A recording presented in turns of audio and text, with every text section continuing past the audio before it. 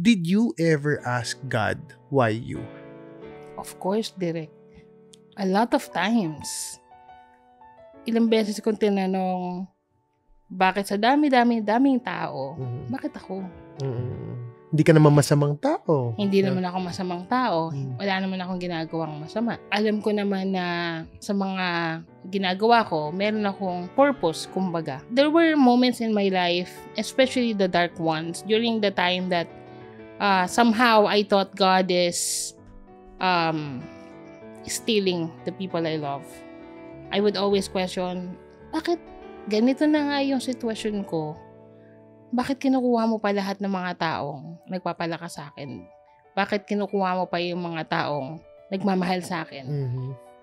Somehow, I didn't find the answer. I found that I shouldn't really be questioning what the universe, what God brought to me.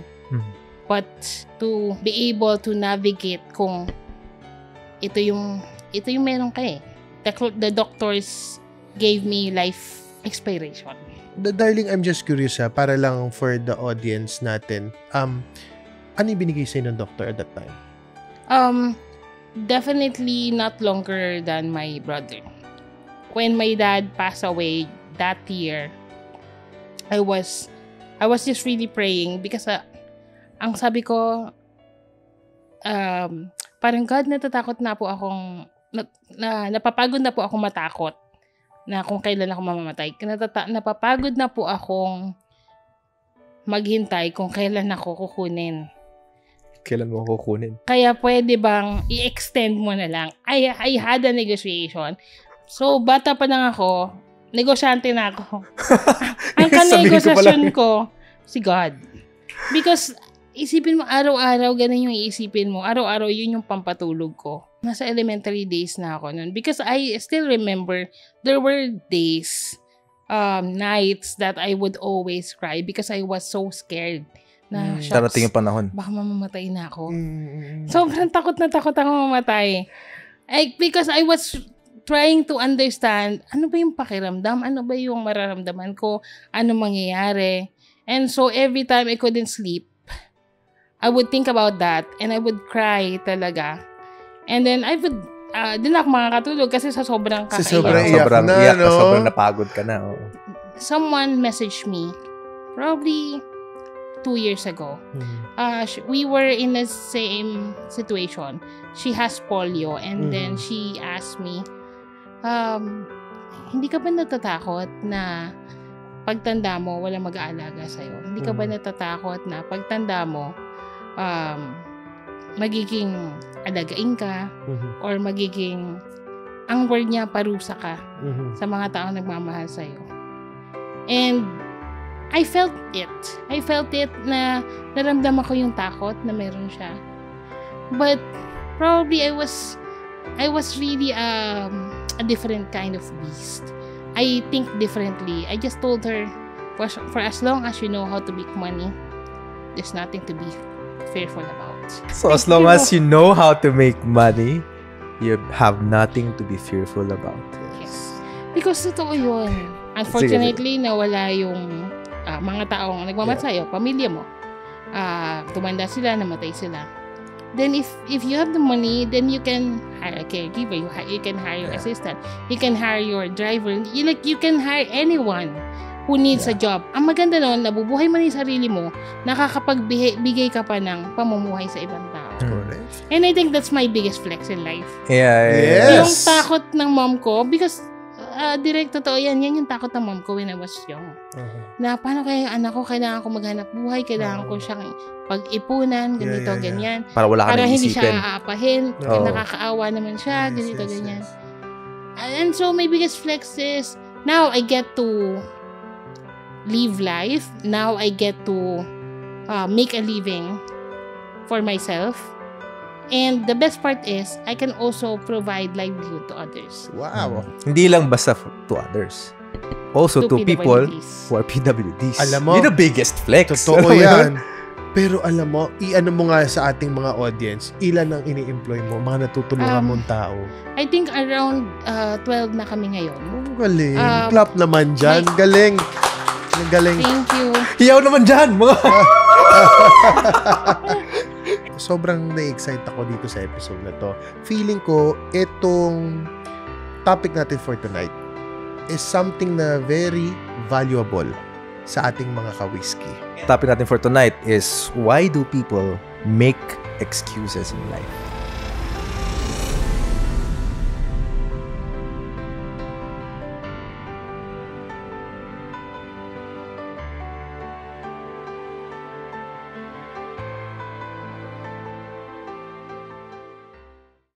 Pag-usapan natin dito, kwento mo sa buhay. Kasamang mga pogs, ilabas lahat ng tunay. Mag-relax na tayo, sober man o tipsy. Aral makukuha mo sa Life Over.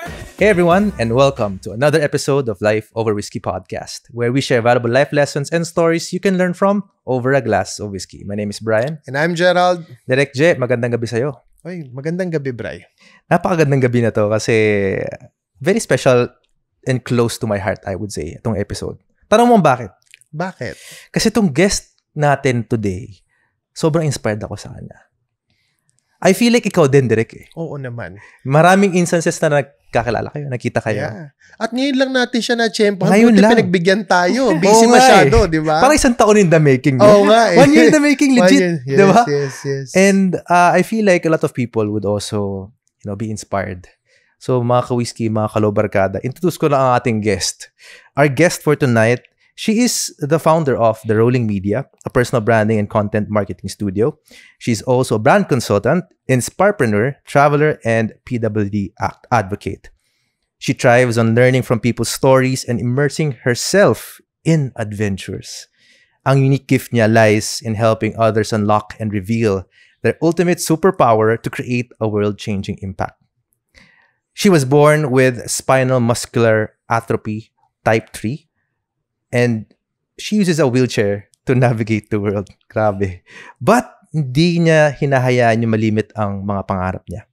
She's also passionate about empowering others to live their truth and find their voice, believing that everyone has something valuable to share, regardless of their circumstances. Without further ado, mga ka-whiskey, mga kalobarkada, let's all welcome Giselle Tech. Hello everyone. Hello mga ka-whiskey. Ngayon ko na rin. Yun! Finally, I've made it here, Direk. Thank you Welcome, so welcome, much. Giselle. I'm so happy that you're part of this episode. Pero pwede lang ako magtanong sa inyong dalawa, bakit siya naging Tech? Joe Tech? That's really my surname, Direk. Talaga? Giselle Marimay de Guzman Tech. Tech is my surname, as in technology. Ang galing, Yes, ang galing. yes. Kaya Alam mo, when I first got to know you, parang sabi ko, is she into tech? Ako rin. Yun Alam ko din ang branding isip ko. Baka alam ko rin branding siya. Sumakto lang po. Sumakto Ang talaga. galing. A lot of people thought talaga, parang code name. Okay. But then, surname talaga siya. Ang galing. And sumakto lang part of the digital industry. Yeah, and Nice, first nice, impression nice. ko talaga din talaga yun. Honestly. Akala ko you're into tech kasi you're also doing branding, right? And being online. In online is importante talaga na may personal brand ka. Pero alam nyo guys, sobrang na-excite ako dito sa episode na to. Aside sa 1 year in the making siya, ang natutuwa kasi ako, feeling ko, itong topic natin for tonight is something na very valuable sa ating mga ka-whiskey. And ang topic natin for tonight is, why do people make excuses in life? Ayan. Madami kayong excuses, mga Kaya tatamaan nga eh. dito. Grabe. And I think sobrang align siya with the introduction na you sent us when you said, sobrang tinamaan ako dito. You're passionate about empowering others to live their truth and find their voice, believing that everyone has something valuable to share regardless of their circumstances. And I think, mga kalobarkada, nakikita nyo naman, she was not defined by her circumstances. But Giselle, I'm getting ahead of myself. Pakwento muna natin direct. Oo, kwento mo muna tayo. Na-excite masyado si Brian. Okay. Para pa-ending na agad eh. Pero Giselle, kwento mo naman kami. How was it growing up? Anong kwento mo, especially with your family, maybe? Paano ba nagsimula ang buhay mo? I think a lot of people will be surprised na I would say sobrang saya ng childhood ko. Kasi, because I'm in this situation, akala nila, yung usual na stereotype thinking, malungkot, mahirap. Yeah, I could say, may mga araw na malungkot, may mga araw na mahirap, pero sino bang walang ganong pakiramdam, di ba? But growing up, I was raised like a normal kid. Napapagalitan, napapalo. I think the best part was, 5 kasi kaming magkakapatid. 3 kami na naka-wheelchair, and then 2 yung they're normal, physically normal. And so, because of that, I grew up not noticing, not really realizing that I was different.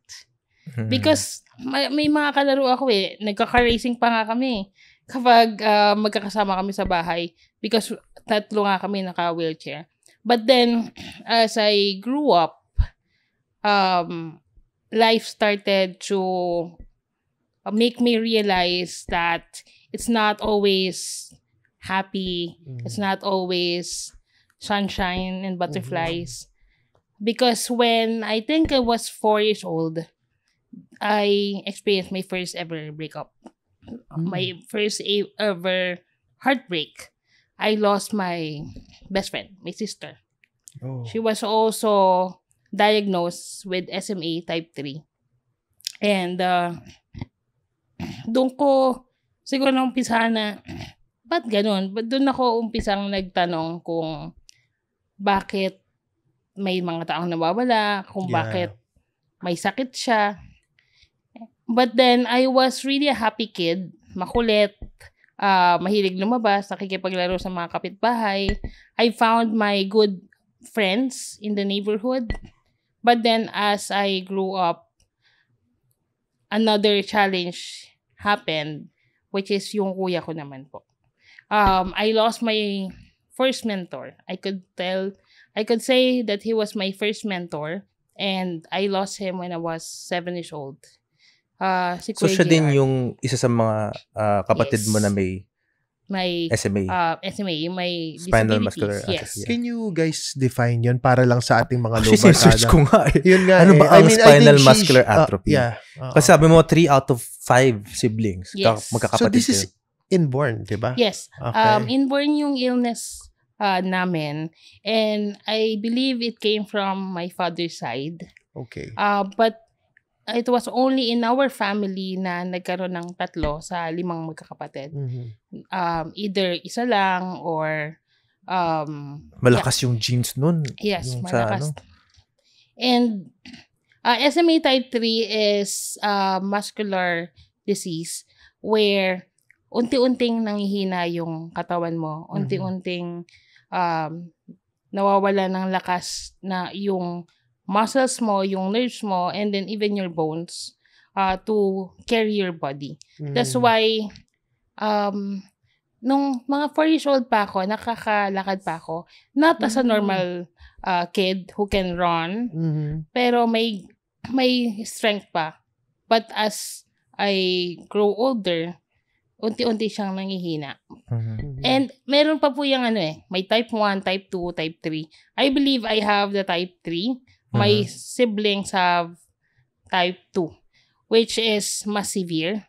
So, habang kahit bata pa lang sila, nawawala na sila, pumapanaw na sila because hindi kinakaya ng body nila yung illness. Darling, if may I ask lang, ilan taon si best friend, si sister and si brother nung nag-pass away? My sister passed away when she was 12. I was 4. So you were 4. And 12 then, siya. my brother passed away when he was 17, turning 18. Okay. That's 17 why, and you were 7 or 8 years old. yes, that is why, Direk, my birthday has always been very special to me and most especially to my mom. Because every year na nagba-birthday ako, it's another year na nakalagpas ako. Because wala sa kanilang tumanda eh. That's why my 12th birthday para akong may padebu. Because, there were assumptions because the doctors gave me life expiration. Ano yung binigay sa'yo ng doctor at that time? Definitely not longer than my brother. Oh, wow. So, before you're a 20. testimony na you're a miracle. Yeah, I'm already Ang 34 galing. years old. Ang galing. That was 14 years ago. Yeah. Balikan mo yung doktor, sabihin mo, Dok, bali ka naman. Baka nga nauna na, Jo. Okay, But, so sinabihan ka pala na at that time, anong age ka nun? Sinabihan ka? Probably, nasa elementary days na ako nun. Because I still remember, there were days, nights that I would always cry because I was so scared. Na, shucks, Darating yung panahon. baka mamamatay na ako. Sobrang takot na takot ako mamatay. Because I was trying to understand, ano ba yung pakiramdam? Ano ba yung mararamdaman ko? Ano mangyayari? And so, every time I couldn't sleep, I would think about that and I would cry talaga. And then I would, din ako makakatulog kasi sa sobrang kakaiyak. sobrang iyak na, iyak no? sobrang napagod ka na. Oh. Pero alam mo kung saan ako, yung parang mind blown talaga, no? Isipin mo, at an early age siya sabihin sa'yo yun. I mean, ako lang ha, kasi I'm just putting myself in her shoes. Na ganun ako kabata, tapos sasabihin sa akin yun. I mean, do you really understand at that time na pag sinabi na you will pass away ng gantong, binigyan ka ng expiration, I mean, na-comprehend ba siya ng brain mo at that time na bata ka na naramdaman mo yung gravity nung sinabi sa'yo? I think hindi naman siya sinabi directly, but then you would realize something para kasing, bakit ganon? Dati 5 kayo. Dati 3 kayo na nagre-racing ng wheelchair. 3 kayo magkakasama. But now, mag-isa ka na lang. So somehow, that idea came to me. And my mom and my whole family they were very careful na kung paano ako alagaan. And I was, hikain kasi ako ng bata eh. So, lagi akong pabalik-balik ng ospital. Imagine, ano yung feeling kapag dadaling ka sa ospital, emergency room, titignan mo yung ceiling, tapos mga ilaw na parang, shucks, yun na ba? Ito na ba yung last day? Ito na ba yun? Correct. Kasi laging siyang iikot ng ikot sa utak mo. And somehow, it already brought so much fears inside me. Definitely, hindi ko siya makomprehend. But, I just went along because wala naman eh. Wala ka namang magagawa eh. Yeah. Yes. It suddenly felt real sa'yo siguro yung time na ikaw na lang mag-isa. Yeah. It suddenly, no? Parang doon nag-hit sa kanya na, I mean, I don't know how much long I have. The hardest part was, when I was 12, nakasurvive ako nung 12th birthday ko. Everyone was happy. I was happy. But then my dad passed away. A week before my elementary graduation. And he was my anchor that time. Because my mom, she's a very busy businesswoman.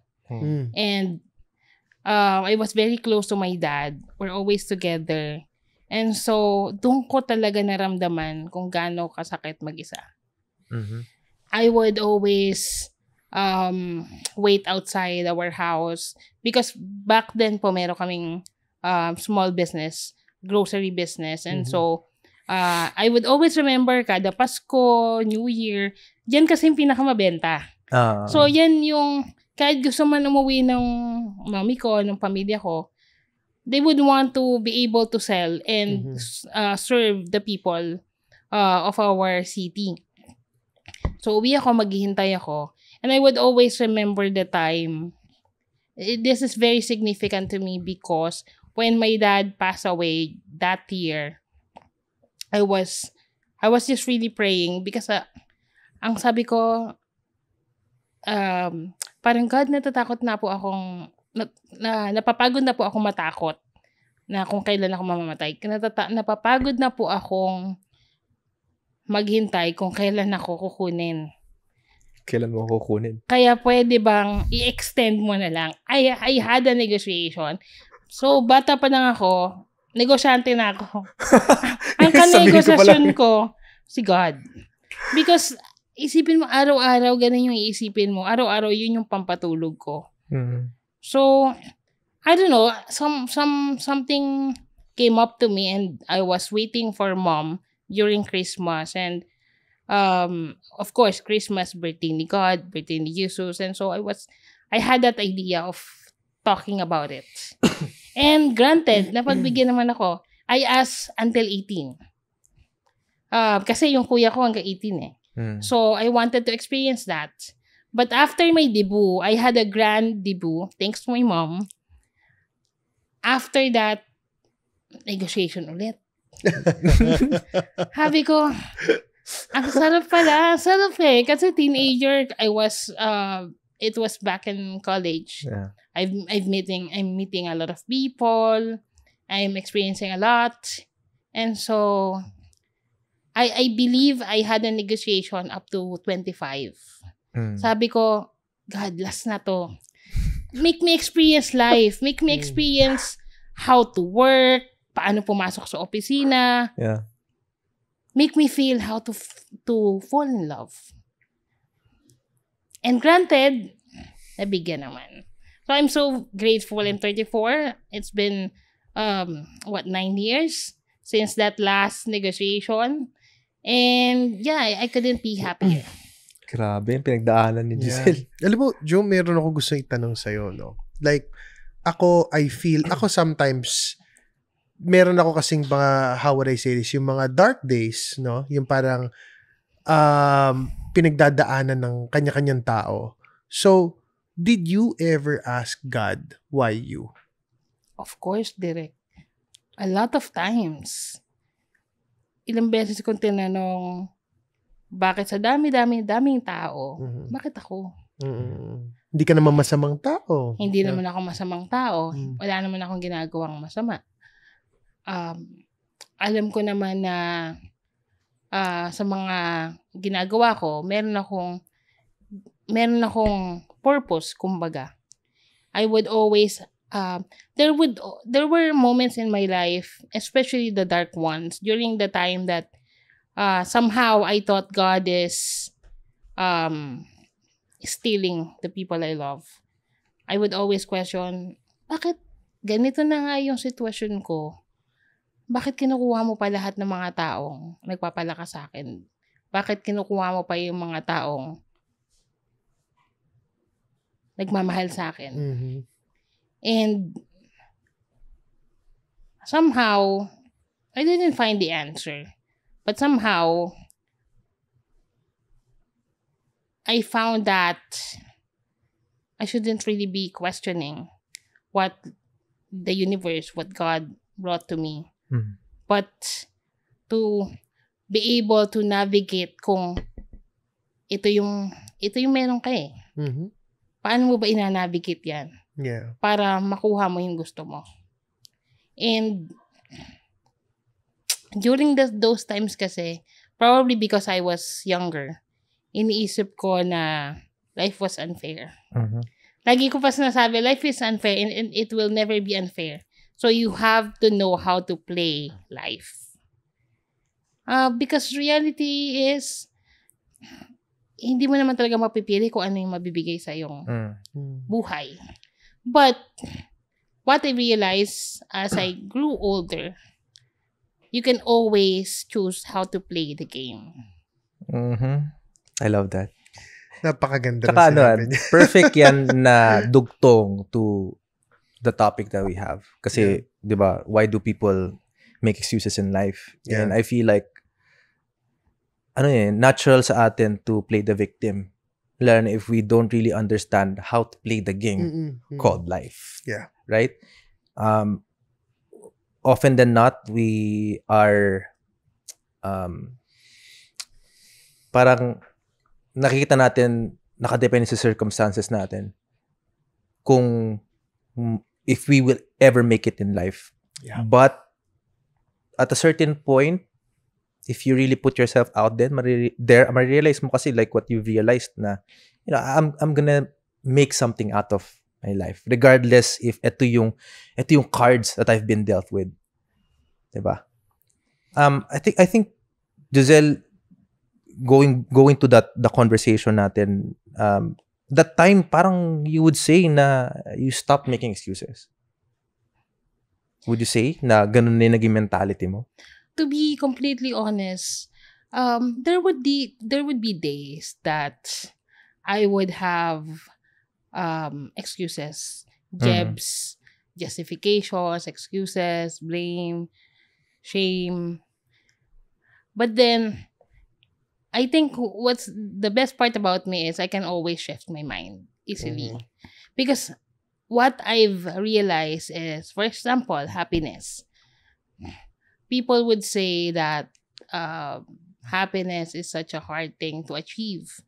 And I could probably say, yes, at some point. But then for me kasi, happiness is a moment-to-moment choice. It's a state of mind. Yes. For you to be happy, you have to decide first that I want to be happy. And so, na-realize ko, especially last year, that I've come to, from last year kasi, it's such a roller coaster ride for me.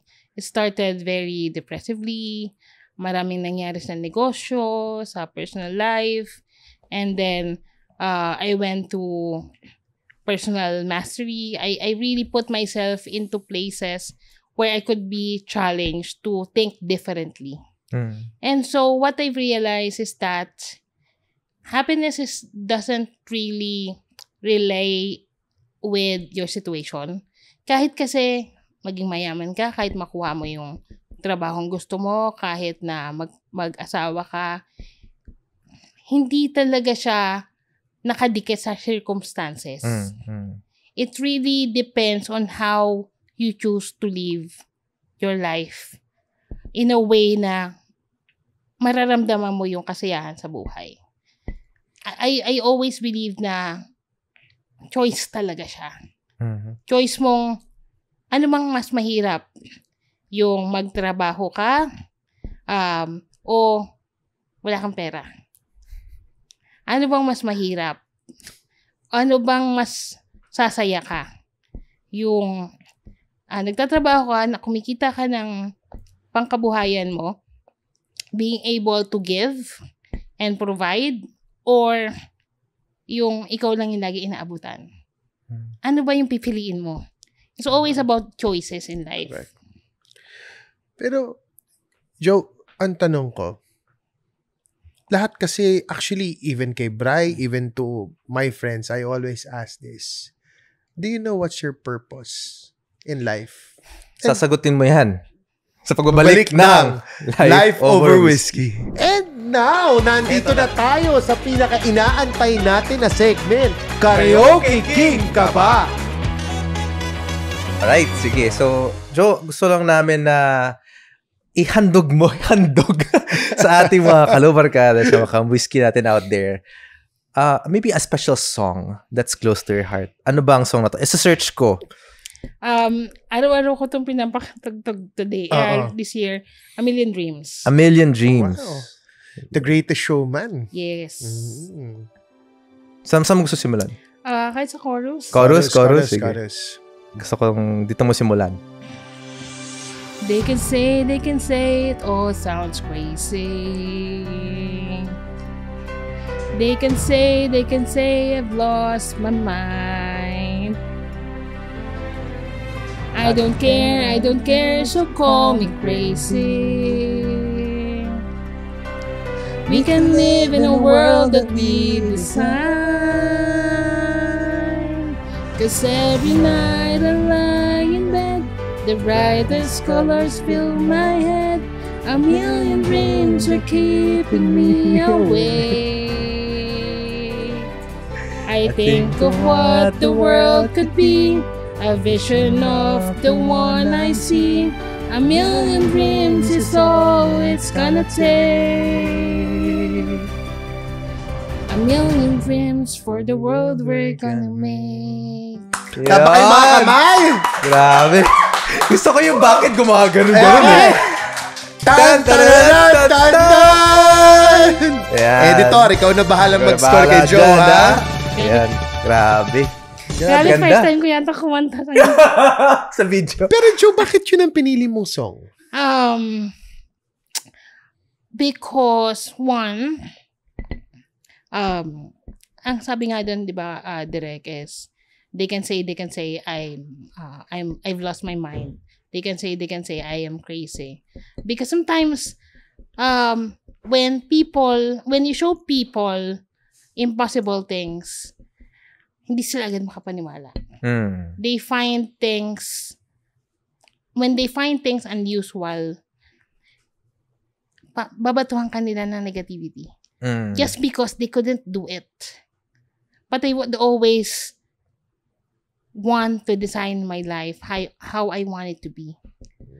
I want to be able to live my life exactly how I want it. And trivia, hindi ko alam na sasabihin ko to sa podcast na to right at this moment. It's because my target for this year is $1 million. Oh my God! Sana all $1 million. Manifesting. Manifesting. Galing. Get ready because we're gonna ask you, ano ba yung top 3 qualities mo as a human being?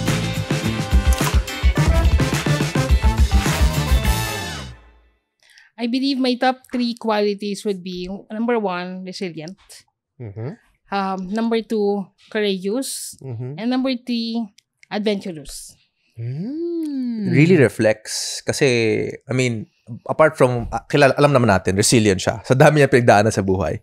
I would say adventurous. Kasi, grabe, maya kung nasan lugar ka din, no? Na pupunta. That makes me feel more alive whenever I get to try and explore new things.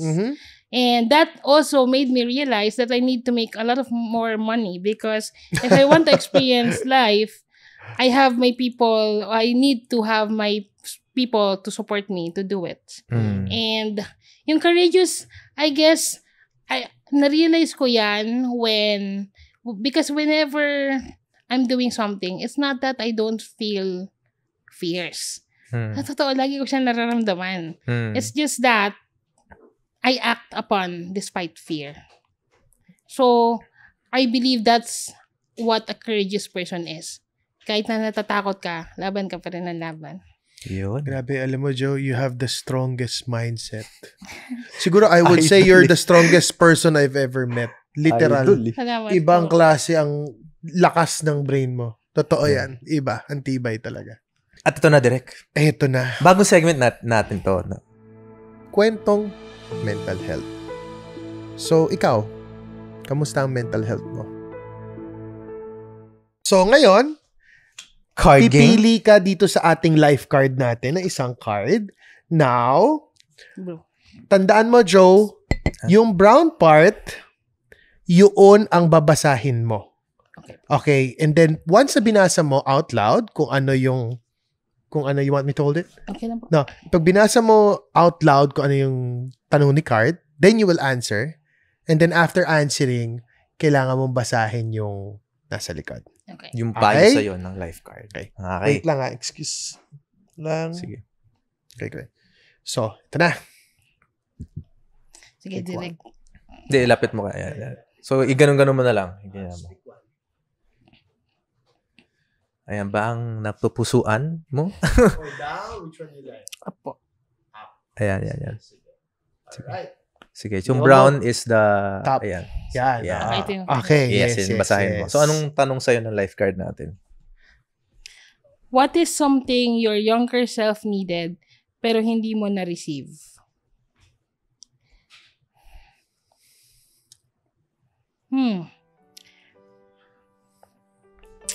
I think ito talaga yung naisip ko una is maraming palo in a way na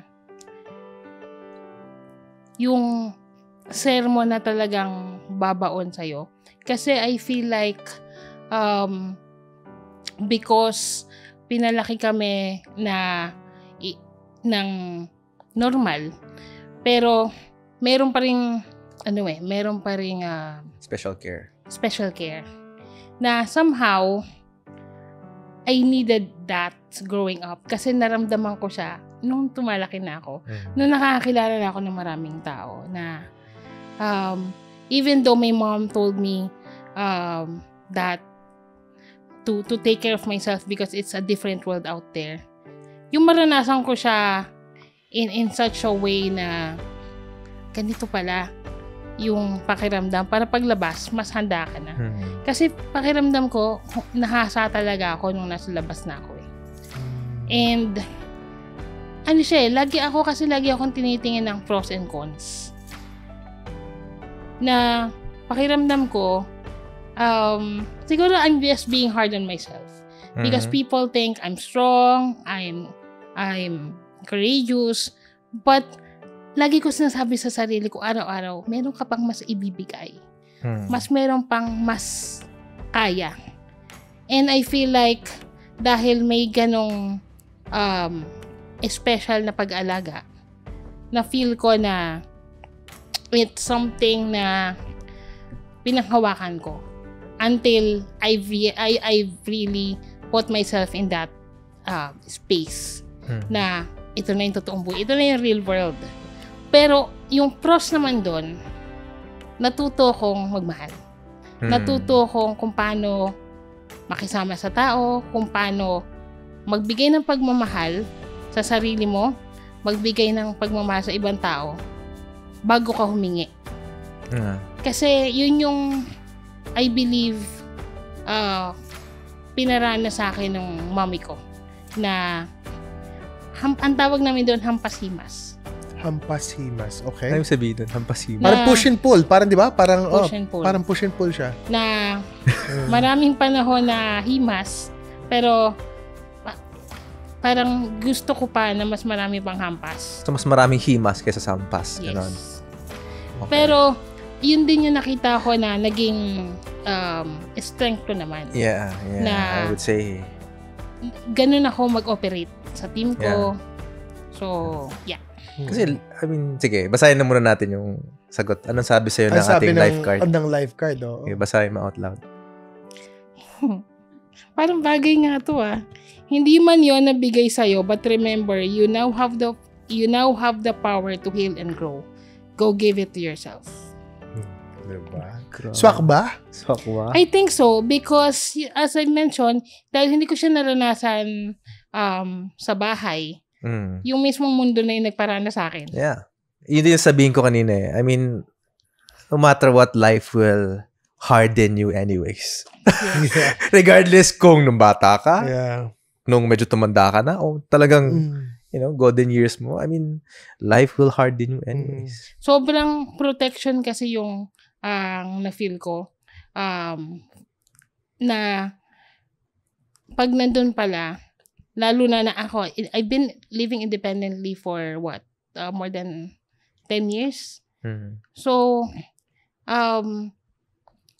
there were moments na I was really picking up learnings as day goes by.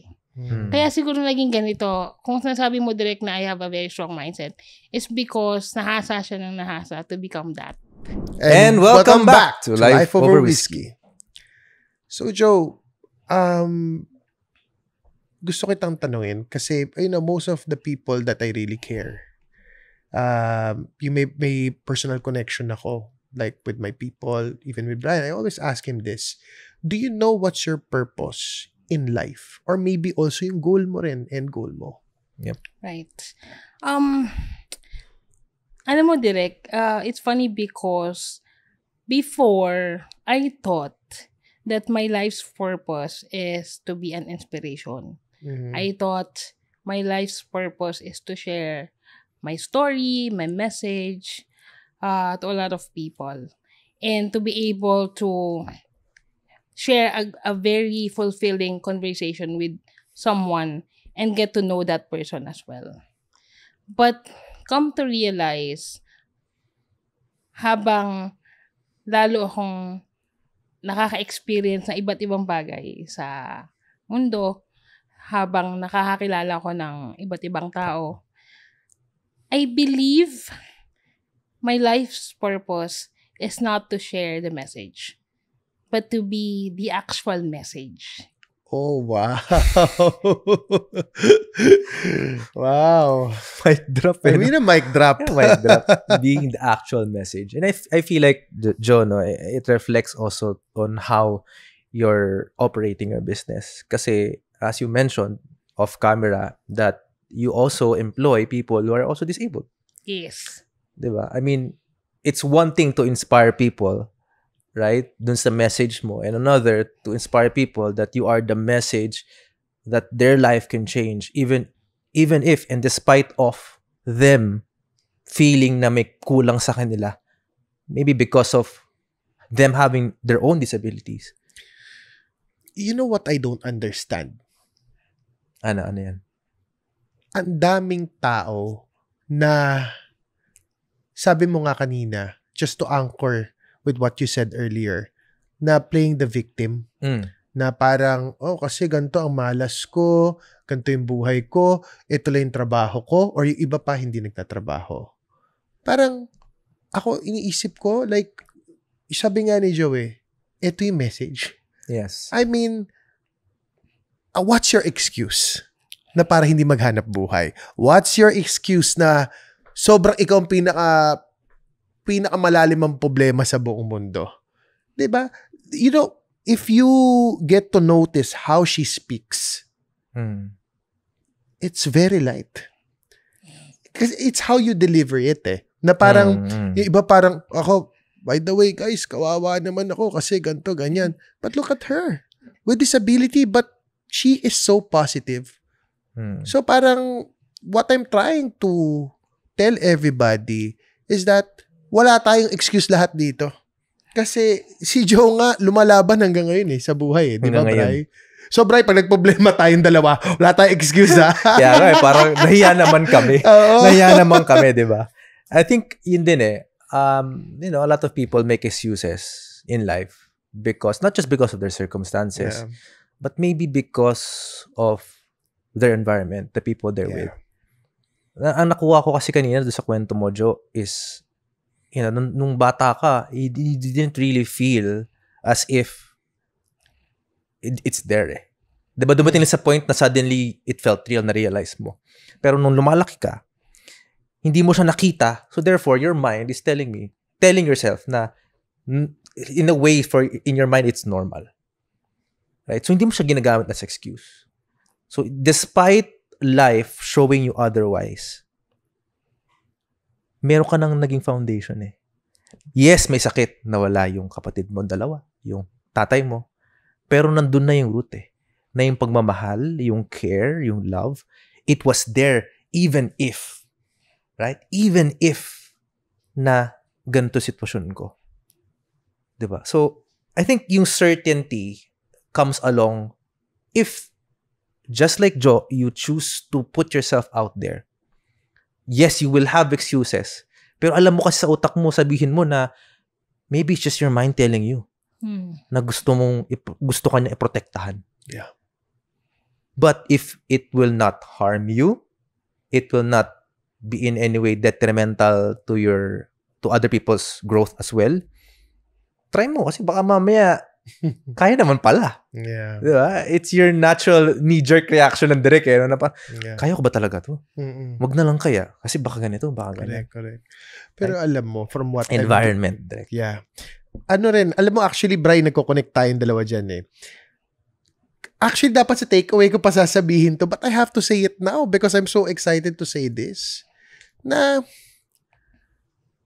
yung nagsa-start pala talaga ang love dapat sa bahay Yeah. Isipin mo, siya, laking impact nun, direct. Laking impact, diba? Kaya parang yun yung nag-stick sa utak ko. Kaya sabi ko, grabe, ang galing ng pagpapalaki sa'yo ng magulang mo. Yes. Props to them.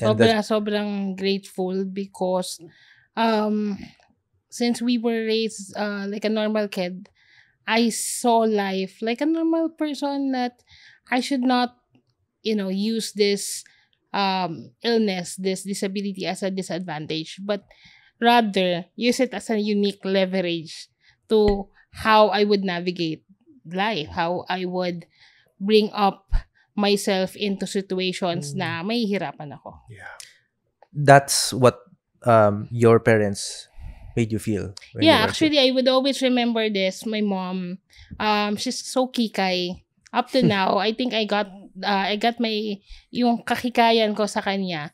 I remember we were attending a wedding and I was one of the flower girl. And she would always fix my hair, fix my clothes, and she would tell me, anak, gusto ko, proud ka sa sarili mo. Anak ko, ang gusto ko, nakatingala ka. Gusto ko, you always look at your best. Because people, lagi ka nilang titignan. So, gusto ko, maganda yung titignan nila. And so, alam mo yung confidence mo that you have to, wag kang magtago, never niya ako tinago eh. Talagang pinagmalaki niya ako. And she taught me how to handle myself as a woman, as a girl, that if you want to change the perspective of people toward you, you have to set a perspective in yourself. So, napakalaking impact nun, kahit na it was just a random conversation we had. And I also believe that because of her strength, nakita ko that sobrang lakas ng nanay ko, sobrang lakas ni mommy. And so, kung kaya niya malagpasan na mawalan siya ng 2 anak, mawalan siya ng asawa, at buhayin kaming magkakapatid, kailangan ko siyang matulungan. Kailangan kong mabigyan siya ng lakas para lalo pa siyang maging malakas at matuloy-tuloy niya yung gusto niyang gawin para sa buhay namin, which she did. And I find it very interesting that you mentioned that. Kasi kanina pa, Direk, I was really meaning to ask this since we've talked earlier kanina about your child. Like, because I feel like a lot of people would say, you can say that kasi maswerte ka, galing ka sa magandang pamilya, maayos na pamilya. But then, I believe it's always a matter of perspective, a matter of mindset, na kung kahit hindi man kami sa nakakaluwag na pamumuhay ng galing, ganito pa rin ako lalaki dahil sa mindset ng magulang ko eh. So, sa'yo, Direk, parang, paano mo siya, how are you navigating 2 things? One, raising a child, and raising a child with special needs. How do I navigate? Actually, that's a good question. Kasi, actually, pinatattoo ko siya recently dito sa right arm ko. So, ako, every time that I would feel that I want to give up in life, I always look at this. Kasi parang ako, sa lahat ng ginagawa ko are for my family. Lalong-lalo na sa kanya. And my wife and eventually, my second son would know na talagang kailangan ko bigyan ng extra care tong isa eh. Alam mo yon. So, lahat ng ginagawa ko, even Life Over Whiskey, my work, I'm vegetarian, I have a lot of jobs na ginagawa and businesses. Why do I do that? Because I want to provide for him. I want to prepare his future.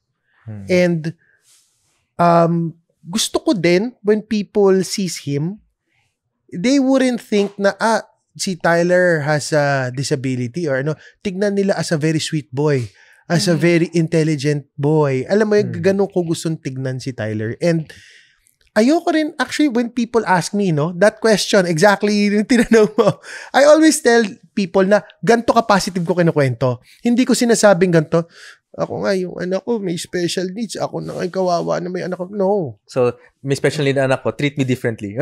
Parang ganun, no. Pwede mo gamitin excuse eh. Yes, right? Yes.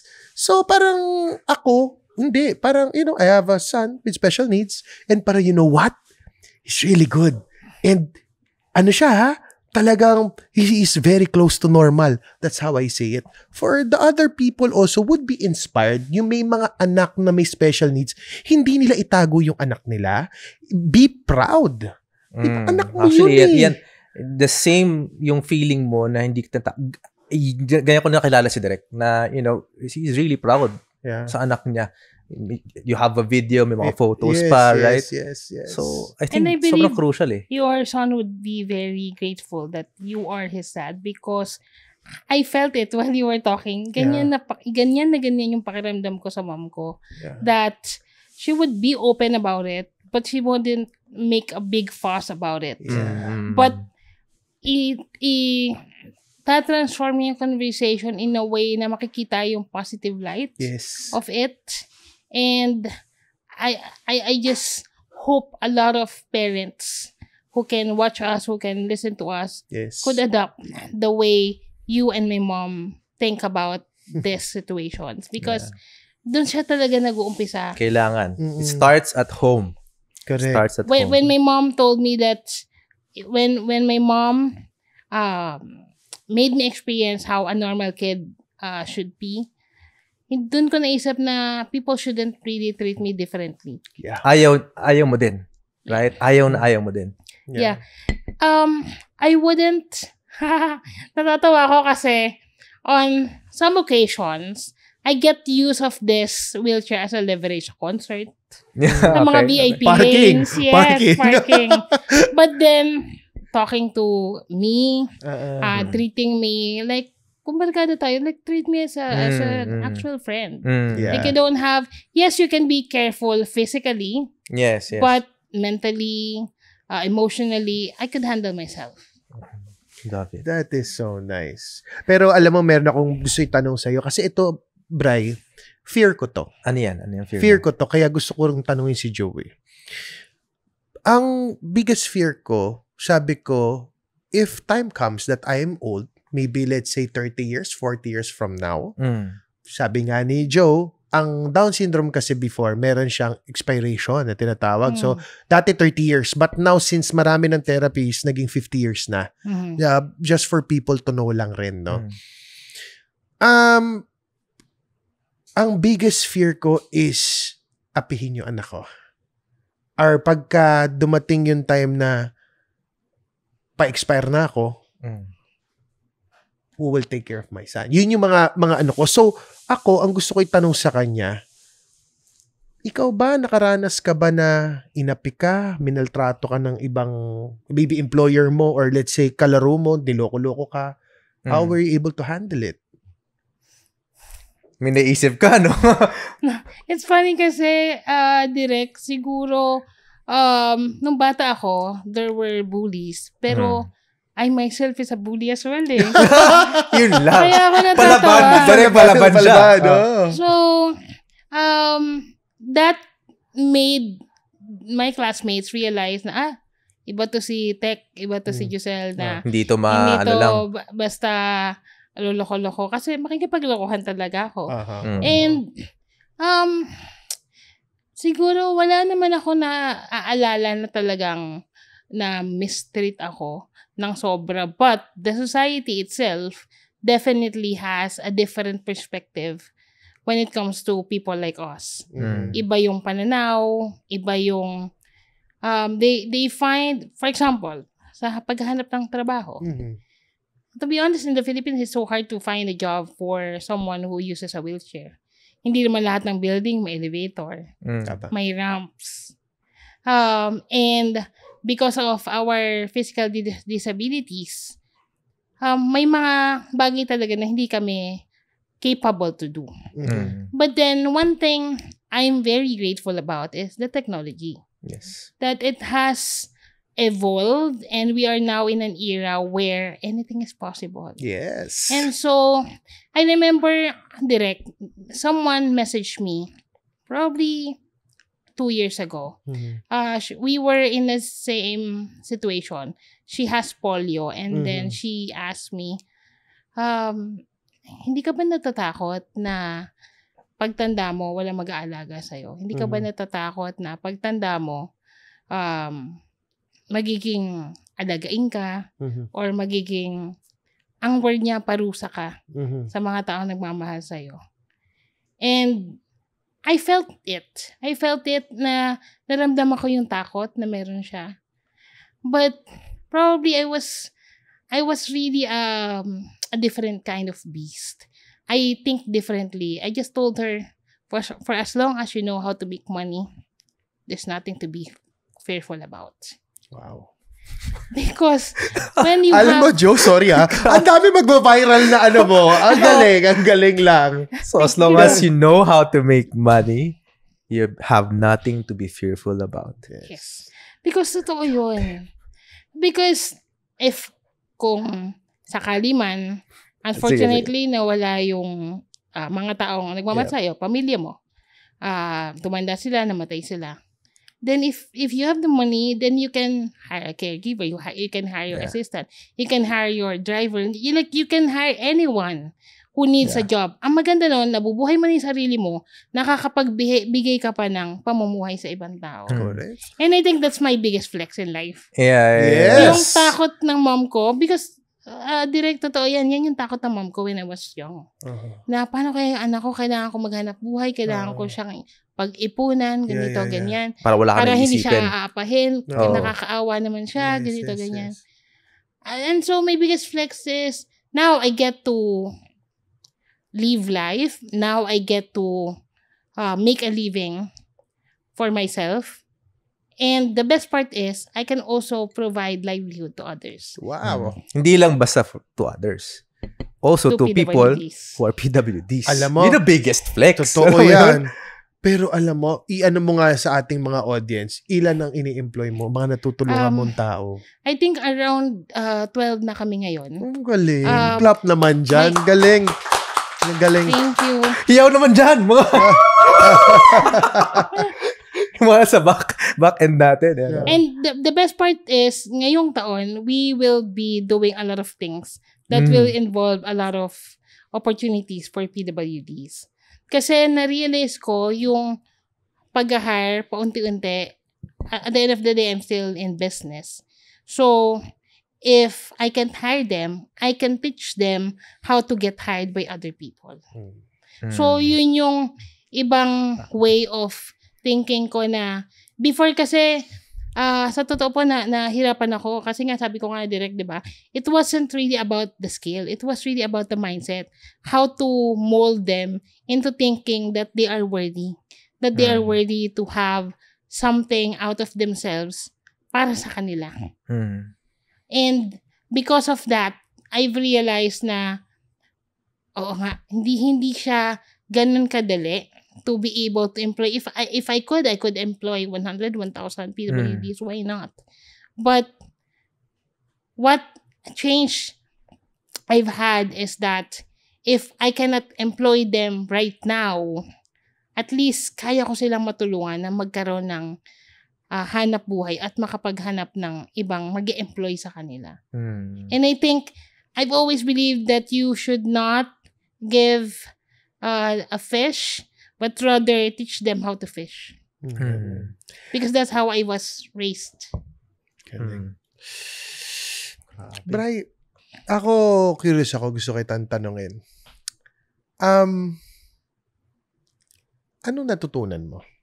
Ako, honestly, ang takeaway ko dito with the story ni Giselle, ito lang medyo share ko lang din sa ating mga kalubarkada, sa mga ka-whiskey natin. And maybe to you, direct. Yeah. You know, when I met Giselle, it was 2023.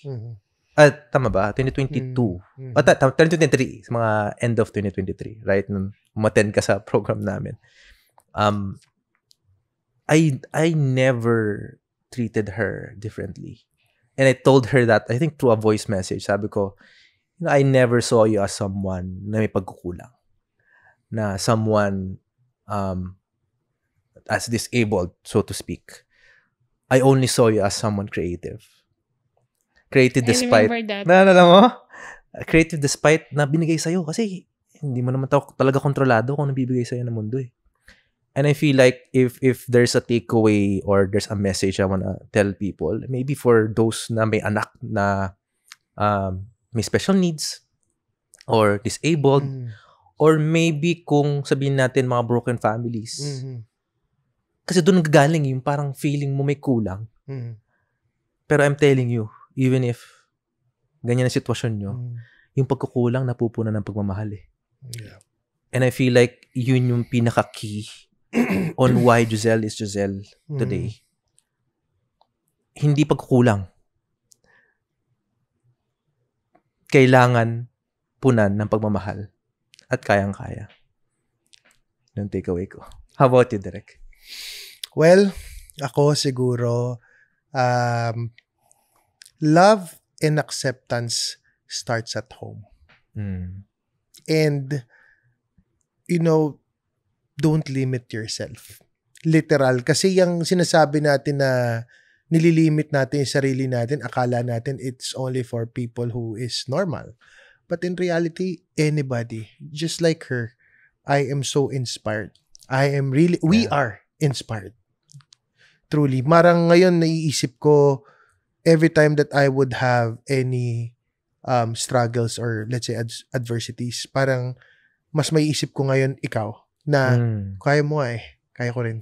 Alam mo Lilipas din. Lilipas din. Na yan. At hindi ako pwedeng magdahilan. Hindi kayo pwedeng magdahilan. Gawin na lang nila, mag-renegotiate na lang din sila. Renegotiate kayo.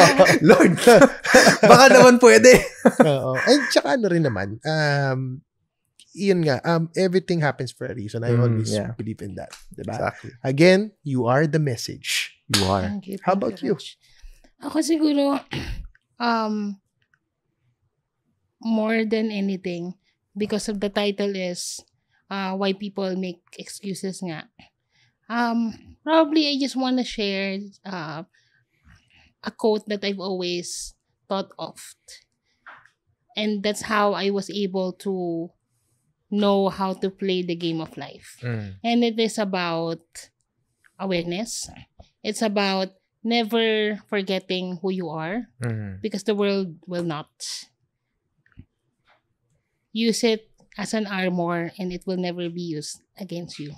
Oh, wow. It came from Game of Thrones, kay Tyrion. Oh, yeah. And it has always stuck in me because the difference between a regular disabled and me would only be one thing. Okay.